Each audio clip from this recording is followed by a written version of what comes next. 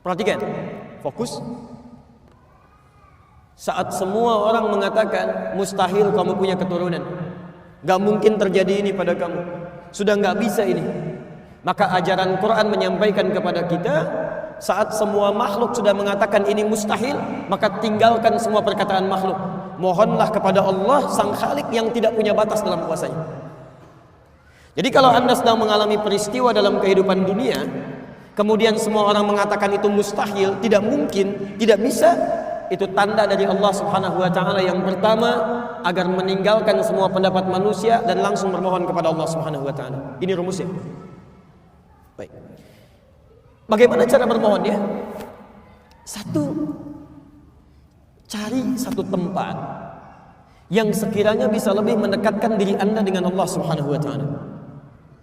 Di Quran itu ada 3 tempat yang dimuliakan. Bila Anda bermohon kepada Allah dan melakukan ibadah di dalamnya, itu akan lebih cepat tersambung dengan Allah Subhanahu wa taala. Saya agak cepat. 1, namanya masjid, dan kita berada di dalamnya sekarang. Ya, Quran surah kedua Al-Baqarah ayat 114, Quran surah 9 At-Taubah ayat 18. Yang kedua namanya musalla. Musalla. Quran surah kedua Al-Baqarah ayat 125, posisi paling kanan di pertengahan, ke bawah sedikit. Wa idz ja'alna al-baita mathabatan lin-nasi wa amna wattakhidhu min maqami Ibrahim musalla. Yang ketiga, ini yang jarang diungkap, namanya mihrab. Mihrab. Hati-hati, namanya mihrab. Quran surah ketiga Ali Imran ayat 37 sampai dengan 38. Mihrab ini sering dipahami keliru oleh sementara orang. Kalau disebutkan mihrab, yang terbayang adalah tempat imam di depan dalam memimpin sholat. Padahal dalam kalimat fikih yang disebut dengan mihrab itu adalah tempat yang dikhususkan untuk kepentingan ibadah saja, dan tidak harus luas.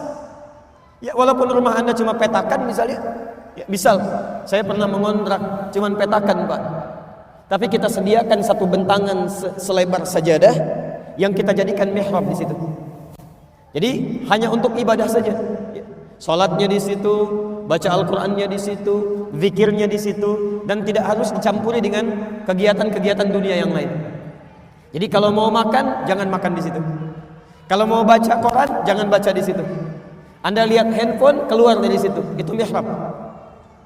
Nah, kalau Anda punya tempat seperti ini, disebutkan dalam Al-Quran, mihrab itu termasuk satu-satunya tempat yang jika benar Anda miliki dan ibadah di dalamnya, akan mempercepat terkabulnya doa. Akan mempercepat terkabulnya doa. Ya. Bahkan rizki Anda yang sulit pun, bila Anda memiliki mihrab khusus untuk ibadah, itu diantara yang tercepat untuk mengantarkan rizki kepada Anda. Seperti nanti saya kisahkan bagaimana seorang Maryam dibuatkan mihrab oleh orang tuanya, sampai-sampai rizkinya Allah yang antarkan langsung di situ. Ya, hadir di dalamnya maksudnya.